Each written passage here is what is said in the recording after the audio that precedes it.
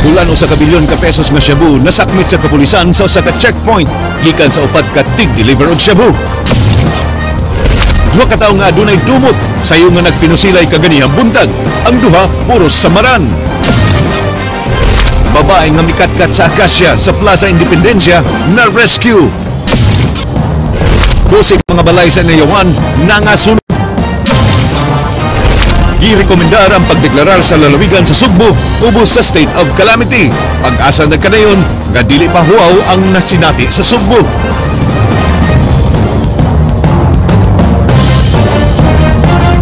May hapon Sugbo Kabisayan, aniya na mga balita ubarang kanitibuk ang puwersa sa News 5 Cebu. Karong adlawng Martes, petsa 19 sa buwan sa Mayo, tuig 2015, ako si Glenn Soco. Amo na ihatod ang mas sa yung pagbalita, inubanan sa mas komprehensibong impormasyon. Ako si Georgia Herrera.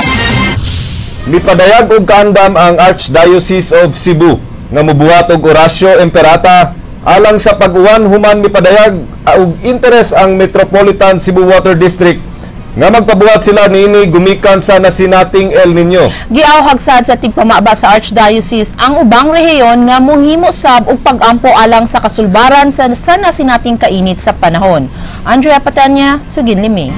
Muna siyang i-conserve. Human mipadayag sa ilang tinguha ang Metropolitan Cebu Water District kun MCWD nga hangyuon ang Archdiocese of Cebu sa pagmugna og orasyo imperata alang sa pag-uwan tungod sa padayong week El Nino nga nasinati karon sugyot sa tigpamaba sa Archdiocese nga si Monsignor Joseph Tan nga ipadangat ang maong hangyo pinaagi sa formal letter nga i-address kang Cebu Archbishop Jose Palma.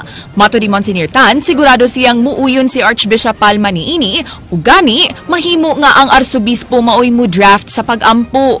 Mahimo sab kini niyang itugyan sa Archdiocesan Commission on Worship nga gipanguluhan ni Father Glenn Guanzon ug Father Expedito Torrevillas. Ang orasyo imperata gikan sa Latin words nga ang pasabot mandatory prayer.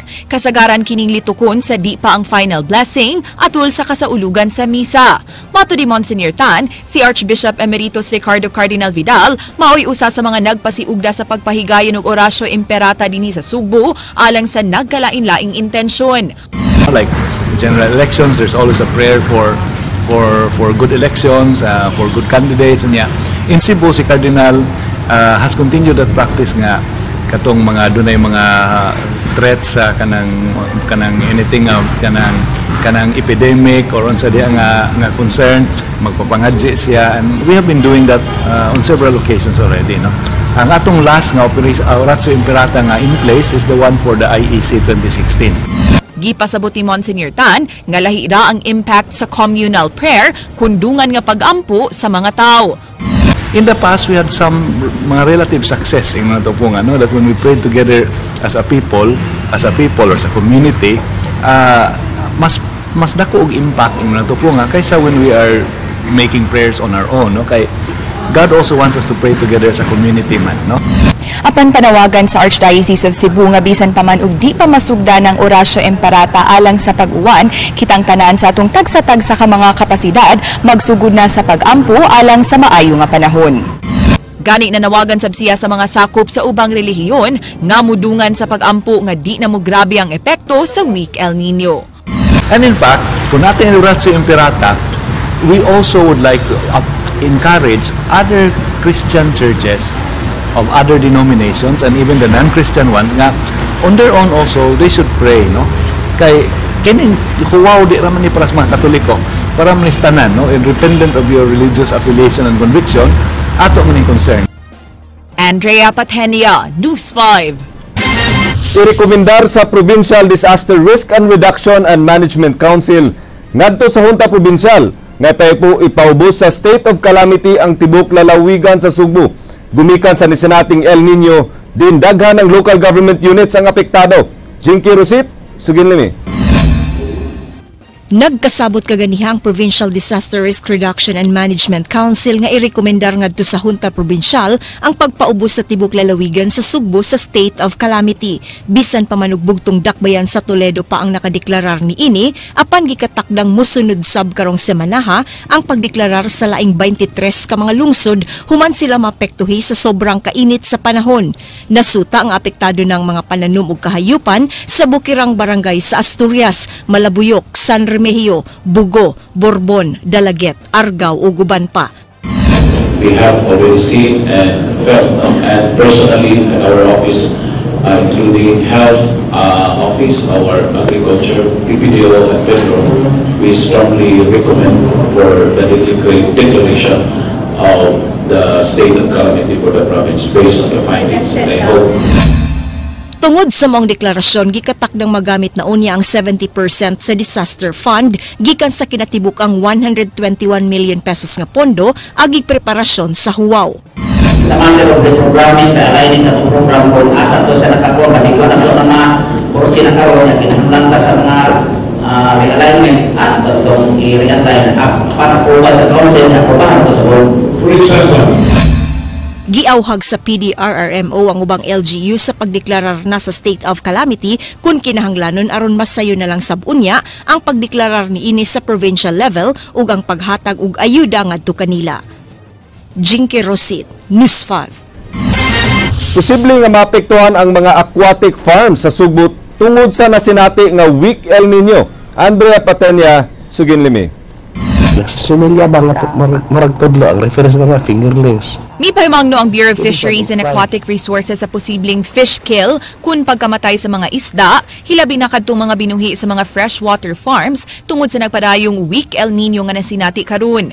Hinuon wa pa sila nadawat ka mga taho kabahin sa fish kill sa Kabisayan apan angay na kining pangandaman. Matud pa labing maapektuhan ang mga freshwater fish ponds, hilabi na kung magkahinay na ang supply sa tubig gikan sa mga tubod tungod sa weak El Nino. Ang init nga tubig mas menos og oxygen levels kaysa bugnaw nga tubig.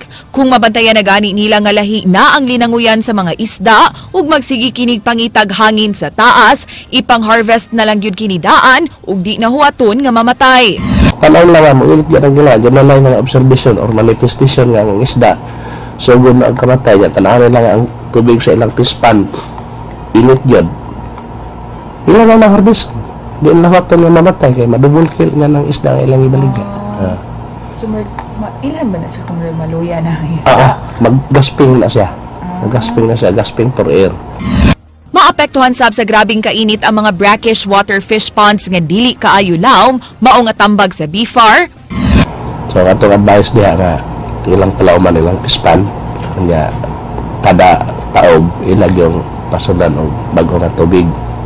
Kay misaka ang temperatura sa surface water sa dagat, angay nang ipamalhin ang mga cultured seaweeds sa mas lawom nga bahin sa dagat, diin mas bugnaw ang temperature. Suma sa El Nino Advisory sa Pag-asa, misaka og 0.5 degrees Celsius ang average sea surface temperature sa tropical Pacific area ug adunay posibilidad nga musaka og magpadayon hangtod sa katapusan ning tuiga. Hinuon gipasabot sa BFAR nga dunay survival instinct ang mga isda ug sila na mismo ang mubalhin sa mga bahin sa dagat nga dili kaayo init. Apan ang gikabalak-an pagmaayo sa BFAR, mao ang coral bleaching kung pagkamatay sa mga coral reefs. Ang worst case scenario is kung tungod sa kainit doon na mahitabo nga coral bleaching which is not yet happening right now. Hopefully dili na mahitabo. Kanang mga matay ang corals because of intense heat. Nakig-alayo na sila sa mga fishery technicians sa mga local government units alang sa pagpang-apod-apod og mga fingerlings sa mga dapit nga dunay aquatic areas nga maapektuhan sa weak El Nino. Samtang labaw pa nga makadaot sa marine resources, mao ang illegal human activities, mao nga padayon ilang pagpangampanya alang sa pagpanalipod sa mga coral reefs ug mga marine sanctuaries ug pakigbatok sa illegal fishing. Laing proyekto sa BFAR 7 karon, mao ang pagtrain sa mga mananagat sa paghimo og mga bangka nga ginama sa fiberglass. Matud pa, mas lig-on kini ug makatabang pagyud sa pagdaginot og kahoy. Duna na sila 20 ka mga mananagat nga na-train sa lungsod sa Tuburan ug musunod dayon ang training sa uban pang mga lugar sa Northern Cebu nga naapektuhan sa bagyong Yolanda, lakip na ang mga lugar sa Bohol nga naapektuhan sa kusog nga linog niadtong 2013. Andrea Patenia, News 5. Below normal rainfall ang nadawat sa Subo sukad sa buwan sa Mayo. Apan dili pa kini matawag nga dry spell. Ang Pag-asa uyon sa pagdeklarar sa lalawigan ubos sa state of calamity alang sa pagpangandam sa umaabot nga posibleng huwaw sa umaabot nga mga buwan. Jinky Rosit, Suginlimi. At tubangan sa nabalakang mga sakop sa Provincial Disaster Risk Reduction and Management Council, gipaybaw sa Pag-asa Mactan nga wa pa masinati sa Sugbo ang dry spell. Gipasabot ni Engineer Alkiblat, below normal rainfall ang nasinati sa Sugbo karon alang sa buwan sa Mayo. Aron matawag nga dry spell, gikinahanglan ang 3 ka buwan nga below normal rainfall ang madawat sa usa ka lugar. Ang meaning sa dry spell, 3 ka successive nga month naka-experience ang lugar nga below normal average. Ang drought kun huwaw, masinati kun way below normal gikan sa average rainfall ang madawat sa usa ka lugar kun kapin 60% nga pagkunhod sa average rainfall nga madawat sulod sa 3 ka buwan. So ang drought mas intense kay 3 ka buwan nga na-experience ang lugar og way below normal. Grabe nga pagka-below. Ang definition sa grabe nga pagka-below, above, sobra sa 60% nga reduction based on the normal average condition. Bisan og dili pa huwaw ang nasinati sa Sugbo, uyon ang Pag-asa sa laraw nga pagdeklarar na daan og state of calamity sa tibok lalawigan alang sa pagpangandam. Gibana-bana nga karong Hunyo mas menos ang madawat nga uwan ug posibleng mahitabo ang huwaw sa umaabot nga mga buwan. Samtang ang Metropolitan Cebu Water District mipaybaw nga alarming na ang level sa supply sa tubig, busa auhag nila sa publiko ang pagdaginot niini. Jinky Rosit, News 5.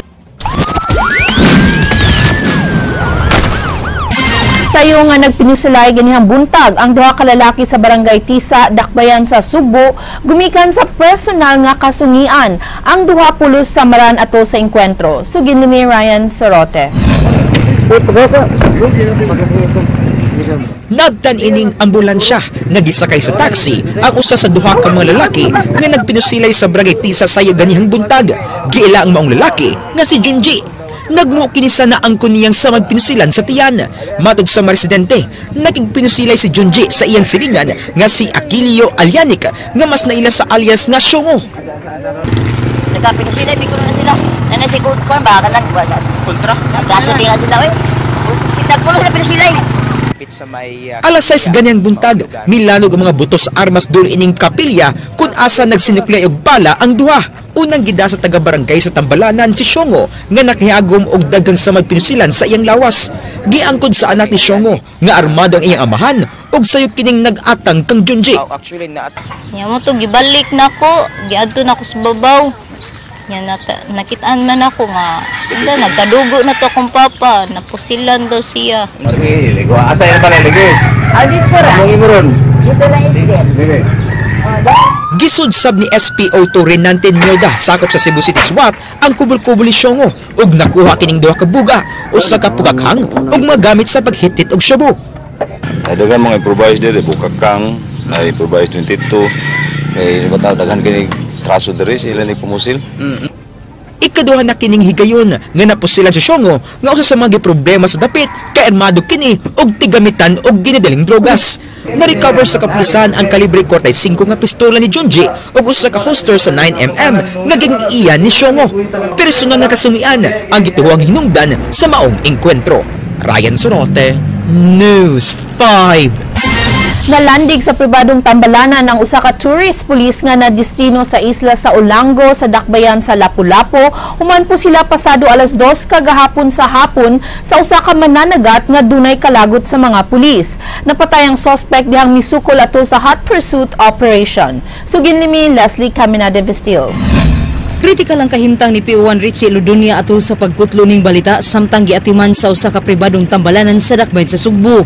Napusilan kagahapon sa hapon ang maong pulis sa basketbolan sa Sitio Bunga sa Barangay Santa Rosa, isla sa Olango nga sakop sa Dakbayan sa Lapu-Lapu. Nailhan ang namusil sa pulis nga si Romeo Labor, usa ka mananagat. Napusilan sab kini sa kapulisan atol sa maong hitabo. Base sa investigasyon, naabot sa basketbolan ang pulis aron sutaon ang sitwasyon sa dapit. Naabot sab si Labor ug iyang giduol ang pulis dayon pusil sa ulo. Katong suspect, murag doon na siya kasuko sa pulis, doon na siya kasuko sa pulis. Nadakpan siya. This afternoon, sad, based sa account sa mga witness nga ang maong suspect hubog under the influence of. Nasayran nga gidakop kaniadto ang suspect kay naghubog-hubog og mibahad nga mopatay siya og pulis. Apan imbis ang pulis nga nagdakop kaniya mao'y baslan, si P1 Ludunya na hinuon ang iyang napahimungtan. Mipahigayon og hot pursuit operation ang kapulisan sa Olanggo uban ang Lapu-Lapu City SWAT team. Natultulan ang suspect pagka alas 4 sa hapon kagahapon kinsa mitago sa panimay siyang igsuon sa sitio San Isidro 2, Barangay Sabang. Imbis nga mutahan, namusil na sab kini sa mga pulis gamit ang iyang kalibre 38 nga revolver. Hinungdan nga napatay sa mga pulis ang suspect. Doon na sila ang sa maong area, doon ay mga bahay pero murag at that time apprehensive sa mga tao nga dili sila gusto malambigit ilang iabandon mga bahay. Dito ni Sod ang suspect. Although giordiran ni Captain Konako nga mo-surrender, what the suspect did was shot the police. Gihulagway ni Radok nga sulbad na ang maong kaso. Nag-amot-amot sabdayon ang kapulisan sa Lapu-Lapu aron matabangan sa gasto sa ospital ang ilang kauban. Yes, solved na ang case na to. This is a case of direct assault with prostituted murder. Nga buotan ni siyang pagkapulis nga ni hilumo ni siyang pagkapulis according to them. Nga bago pa sa ni siyang pulis, ni dili hilumon gini siya, dili buotan ni siyang pagkapulis. Leslie Camina Divestillo, News 5. Gawas nun na human makapiyansa sa reklamong drunkenness ang hubog na pulis nga gireklamong nanion og taxi driver niadtong Domingo. Human sa hitabo gimanduan ni Cebu Provincial Police Director Noel Galiamac nga ma-reassign sa ilang headquarters ang reklamong sakop sa SWAT nga si PO1 Joseph Alberca samtang giimbestigar pa kini. Kay numduman nga gustong ipadismiss ni PNP-OIC Chief Leonardo Espina si PO1 Alberca human sa hitabo. Gibarugan ni Giliamac nga kinahanglan moagi og proseso ang pagpanubag sa iyang sakop. Well, we have to undergo a process. We cannot just dismiss a PNP personnel, no? So, there is an investigation and to give him due process. Gitahasan ang mga hepe sa kapulisan sa Habagatang Sugbo sa paggukod sa mga kauban sa usa ka pundok sa mga kriminal nga napatay didto sa Barili. Lakip usab nga gitahas kanila ang paggukod sa uban nga criminal groups. King Perez, Suginlimi. Sa profiling nga gihimo sa Cebu Provincial Police ang grupo sa napatay nga si Ronjan Labrador mo'y responsable sa nagkalain-laing krimen sa Southern Cebu. Gawa sa illegal drugs o gun for hire ang grupo ni Labrador mo'y gitudlong sospetsado sa pagpanuli sa mga collectors, sales managers o gas stations. Napatay sa enkwentro tali sa kapulisan si Labrador ug tulo ka mga kauban nga silang Joselito Empinado, Bebot Alcoy ug Julito Soranio. Dito sa Barili, dihang giserve ang warrant of arrest batok ang Labrador sa kasong murder. So, we are now getting witnesses o katong mga complainant to positive ID katong mga napatay. Nagtuo si Giliamac nga adunay nabiling kauban si Labrador. Lakip silang laing pundok nga susama o kalihukan dito sa Barili ug Dumanhog. Giila ni Giliamac ang duha ka lungsod nga taguanan sa mga tulisan. Gitahasan ni Giliamac ang mga Chief of Police Habagatang Sugbo sa pag-identify sa laing mga kauban ni Labrador ug ubang crime groups. I do hope itong mga Chief of Police ug ang other law enforcement agencies magkinabangay to identify and neutralize these criminal groups. King Perez, News 5.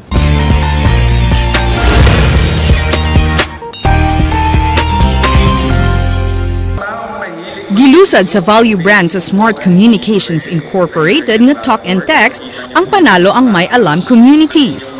Tumong sa maong programa nga matabangan ang mga komunidad nga mas mapalambo ang ilang turismo o panginabuhian.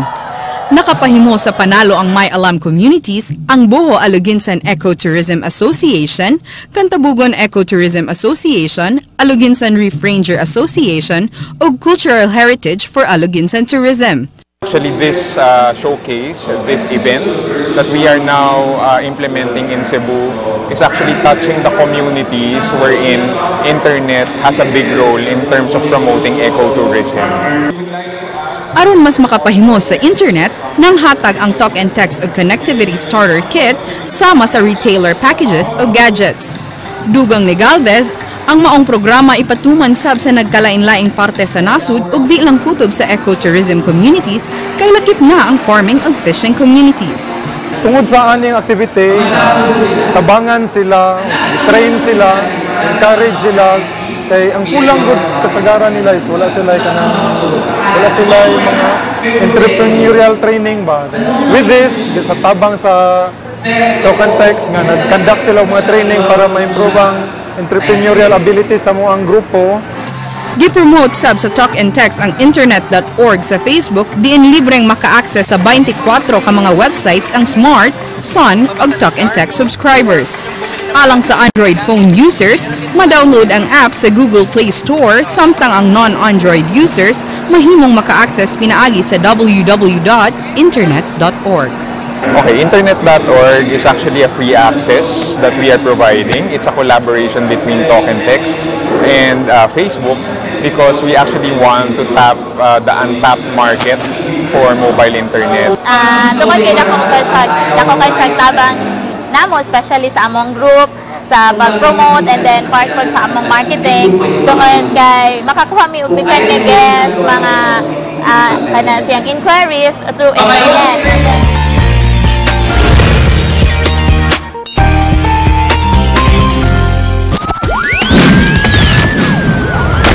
Upat ka lalaki nga sakay sa duha ka motorsiklo nakuhaan og armas ug shabu sa usa ka checkpoint nga gihimo sa mga sakop sa Mandaue City Police.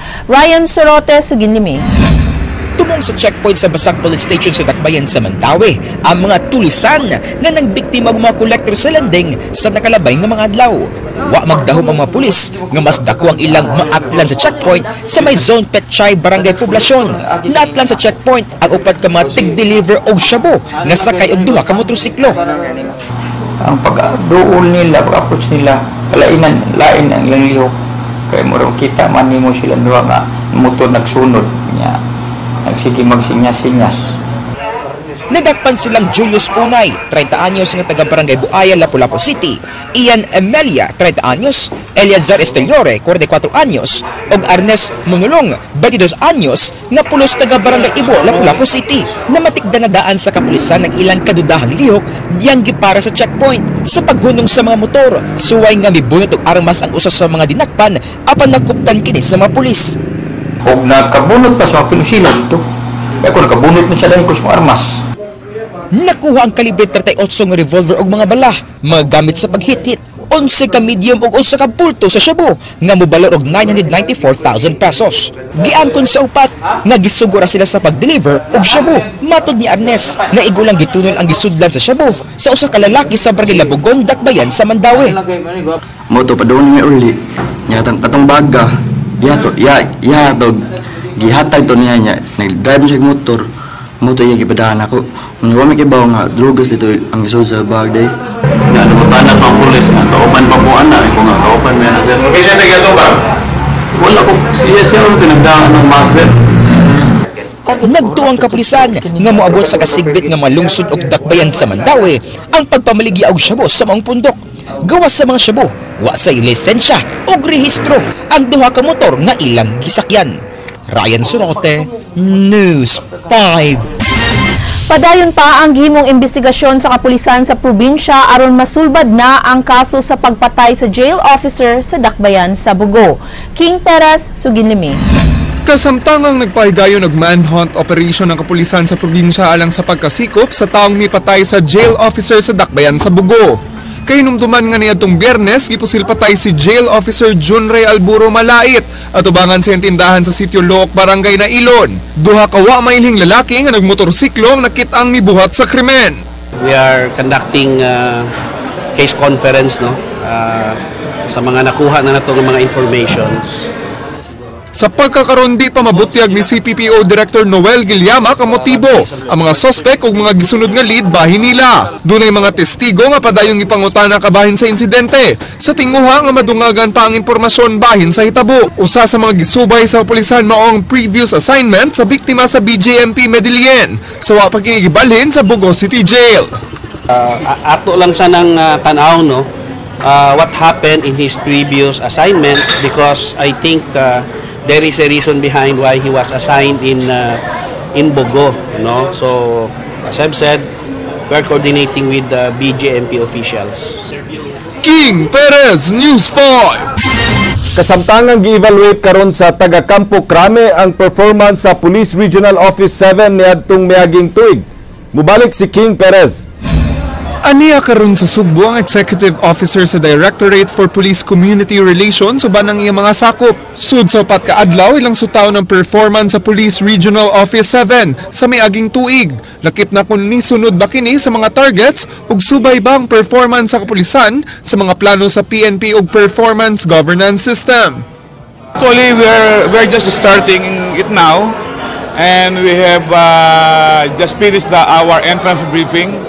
And we will be having our audit evaluation for 4 days after Friday. Sa inisyal nga presentasyon sa PRO7, way nakitang kakulian silang performance. Usa sa mga good practices sa PRO7, mga pagpatuman sa Intelligence Research Information System o IRIS. Taas sa mga gipadang sakop sa Camp Crame ang pag-verify sa mga gipresentar nga impormasyon. Gawa sa pakiginabi sa mga kadagkuan sa kapulisan, buhaton kini pinagi sa pagbuhat og random interview sa mga sakop sa PRO7. But we will dig deeper. We will conduct audit on what they have reported to us. King Perez, News 5.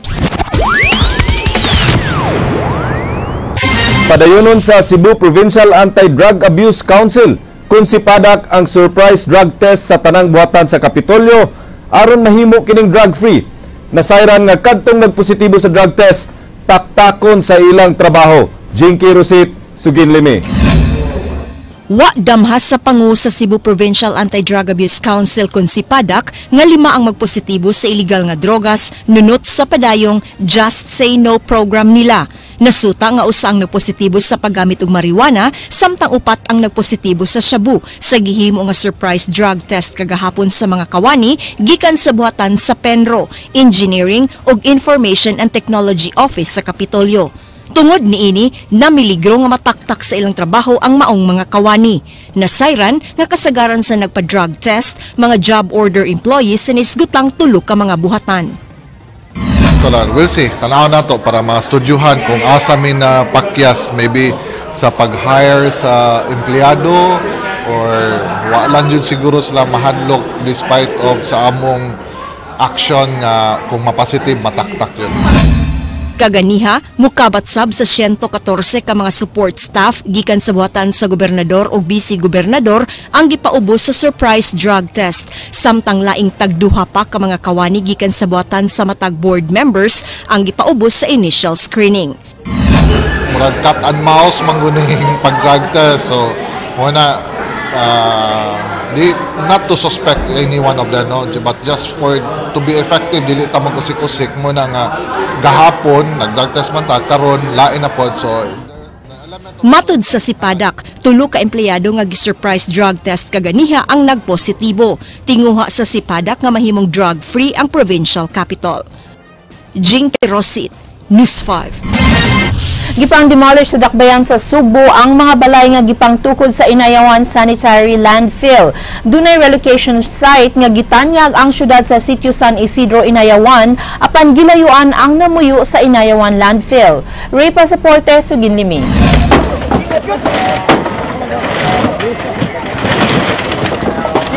Gipapahawa sa syudad ang namuyo sa 93 kabalay dinhi sa landfill.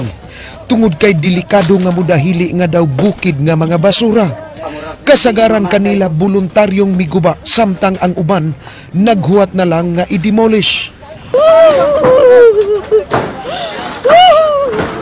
Wa dayon sila muguba sa ilang balay kay buot nila nga maklaro ang relocation site nga ihatag kanila. Wa lagi sila relocation ihatag, sir. Asa ko man ibutang akong ginuba o akong pamilya, asa man ako na pahigdaon. Napa may mga hayop, asa butang ang mga hayop. Masao man na. Motong kung gihangyo tong team leader nga ako lang muguba. Kung mahimo manggaling yun. Karon ako sugdan ro guba. Dunay gihatag nga temporaryong relocation site ang syudad nga nahimutang sa Sitio San Isidro, Inayawan. ug sa bukirang bahin sa barangay Talamban apan gilayan sila niini.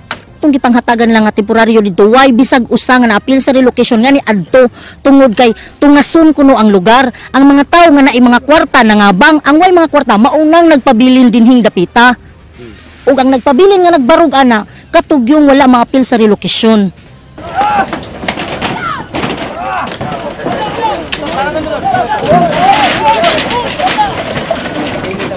Ang leader ni Aransado nga nagpaila nga usa ka pundok sa mga lumad, mihangyo sa mayor nga dili unta ipatuman ang demolition, samtang wala pay relocation. Mahugtanon man ko ng mando sa mayor nga kinahanglan i-relocate yun. Kinahanglan gubon gid sila. Bahalang walay relocation. Asa man sa taron mo puyo ang mga tawana. Si Raquel Arce Pangu sa Prub, nagkanayon nga igo ra siyang nituman siyang trabaho ubos sa kamanduan usab sa mayor. Now, kana nga period, higayon na nga akong gihatag nila for them to request for dialogue. Nga lingkuran na to. Kay di man na mahimo, kay dili man ako mo desisyon.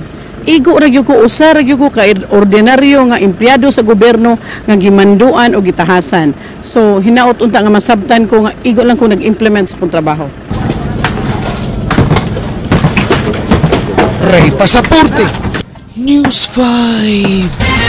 12 ka mga panimay ang totally damaged, samtang upat ang partially damaged sa nahitabong sunog sa Sitio Lumboy, Barangay Inayawan, Dakbayan sa Subo, ganyang alas 11 sa buntag. King Perez, Suginlimi. Naalarma ang kabomberohan sa Dakbayan sa Subo pasado alas 11 ganihang buntag. Bihang may ulbo ang sunog sa hilit nga bahin sa Barangay Inayawan. Pulos ginama sa light materials ang 12 ka panimay, ingon man ang upat ka mga nakanaan sa kayo. Way naangol o nakala sa maong hitabo. Apan wa makaikya sa epekto sa sunog kining mga hayupan. Nakontrolar human sa 8 ka minuto ang sunog nga giisa sa second alarm. Bana-bana sa danyos mga 100,000 pesos. Gawas na ako kay doon naman nisinggit siguro mga bata to. Paggawas na ako na dako na yung aso. Gingong nagsugod sa duha ka anda ng panimay sa mga bakalso ang sunog. Matod ni Joaquin nga samtang nagsag-ob og tubig, gawa silang panimay, natinga na lang siya nga kalit nga dunay aso silang balay. Kaan sa kaipos nga dito ng merkado. Hindam na kuros ang migsoon. So hurot gyud ning buto. No kana. Hurot naghagal pa ang sisak mo luwang. Duda sa kabomberohan nga problema sa electrical wiring ang hinungdan sa sunog. Naglisod sa pagpalong sa kayo mga bombero kay sudlunon kaayo ang dapit. Is kagipot gihapon sa accessibility sa atong mga firefighters. Gagmay kay karsada. Pero may na lang few meters away siya sa main road. Arang-arang na lang. King Perez, News 5. Babayang gidudahang dunay diferensya sa pangisip. Mikat-kat sa punuan sa Akasya sa Plaza Independencia. Mubalik si King Perez. Dunay dalang puthaw dihang mikat-kat sa punuan sa Akasya sa may Plaza Independencia kaganiha, kining 19 anyos nga gituhang dunay diferensya sa pangisip. Taguon lang nato siya sa pangan nga Agnes. Bisan og giunsa og hangyo sa mga tawo nga panaugon siya, wa kini maminaw kay duna siya kastorya nga higala, nga ginganlan og Liza. Matud din nang natibidad kinsa ana magtulganan sa plaza, nga usa ka semana na sukad naabot si Agnes sa lugar, uban siyang bana ug katulo na kining misaka sa punuan. Kana siya o standby na sa skulon, ana man. Unya karon na ang iyang bana nga kana abot og sa trabaho ana madug na sila diha ay laki 7 magabi. Gialarma ang kapulisan bahin sa mong hitabo mga alas 7:40 ganihang buntag. Ug pasado alas 9, sugod nga mipakita og kooperasyon sa mga sakop sa Cebu City Anti-Mendicancy Office si Agnes. Miinom mo sa kini og tubig.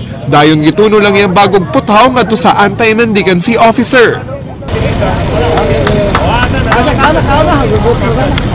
Wala man mo kita niya. Ako raman. Nasayran nga milaya si Agnes sa ila sa San Carlos City, Negros Occidental. Gidaki ni sa Anti-Mendicancy Officers sa Behavioral Sciences sa Vicente Soto Memorial Medical Center. Ano kita niya? Ay, dawa. Kasan ka man? So, ato ni siya dito until nga ma-okay siya. King Perez, News 5. Gipahigayon ganihang buntag ang public hearing alang sa Septage Management Program sa Metropolitan Water District kun MCWD sa Barangay San Miguel Sports Complex sa lungsod sa Cordova. Matod ni Cordova Mayor Adelino Sitoy nga dugay nang naaprubahan sa konseyo ang pagtugot sa MCWD sa pagbutang og septic tank sa naisgutang barangay apan wa lang dayon maimplementar. Alang ni Mayor Sitoy, dakong tabang sa mga taga Cordova ang maong proyekto kay halos katunga sa mga residente sa maong lungsod way pansayan. Pinagi sa ordinansa nga napasar, mahimo nga i-connect sa mga residente ang ilang pansayan ngadto sa septic tank sa MCWD. Makatabang sab sa kalikupan ang maong proyekto kay duna na kabutangan sa mga hugaw sa tao. 50 pesos ang bayaran matag buwan sab buot mo konektar sa ilang pansayan ngadto sa septage sa MCWD. Target sa MCWD nga karong buwan sa Setyembre, formal nang maka-operate ang ilang planta. May toilets, practically almost one half. So, dahil ilang i-construct nga mga septic tank. So, ordinance, I can require the households to connect. Ang atong tumong raman gyud og tinguha ani nga malimpyo ang underground, no, ang water nato sa ubos sa ubos sa yuta.